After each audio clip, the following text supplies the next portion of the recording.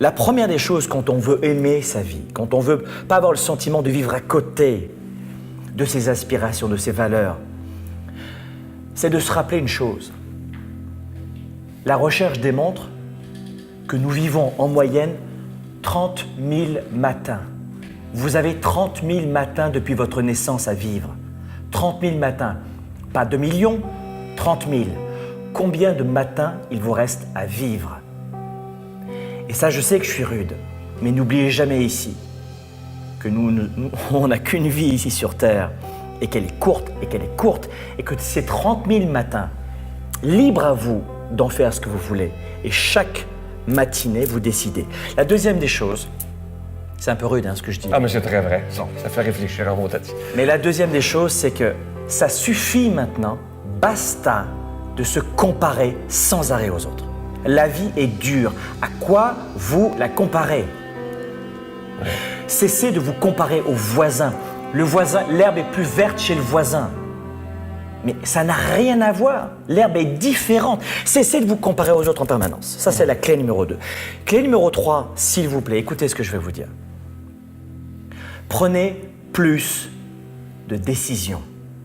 Mais de vraies décisions. 80% des actions, des états que nous vivons chaque jour sont en fonction de décisions d'une tierce personne. Ça veut dire, vrai ou faux? Oui. C'est-à-dire que si vous voulez augmenter votre degré de bonheur, il va falloir augmenter votre degré de prise de décision. Je ne sais pas qui vous êtes et je ne sais pas si c'est vous dans le couple qui portez plus de choses sur les épaules ou pas. Mon point n'est pas là. C'est que si vous décidez plus régulièrement, même de petites décisions, je veux manger dans ce restaurant, je veux décider ce que je vais faire cet après-midi, je veux décider ce que je vais penser, ce que je vais croire, ce que je vais voir, qui je vais être dans 5 ans, pas qui je voudrais être, mais qui je vais être dans 5 ans. Et je sais que je vais prendre des décisions pour devenir l'homme et la femme que je veux devenir dans 5 ans. Prenez plus de décisions. Peu de gens font ça. Peu de gens font ça.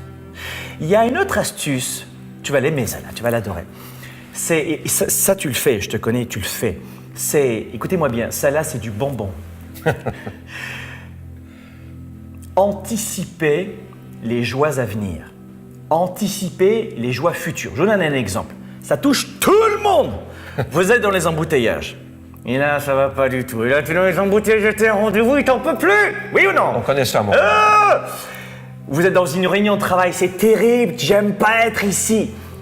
Anticipez les joies, la joie future de vous dire, dans 2 heures, je serai à la maison avec mes enfants, avec mon conjoint, ma conjointe. Dans 2 heures, je pourrai prendre un bon bain.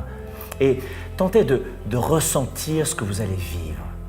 Tentez d'apprécier, de respirer comme vous respiriez à ce moment-là, face à vos enfants, vos partenaires, les gens que vous aimez. Anticipez les joies à venir dans un moment de galère, de trouble et de tension. Ça, c'est du bonbon.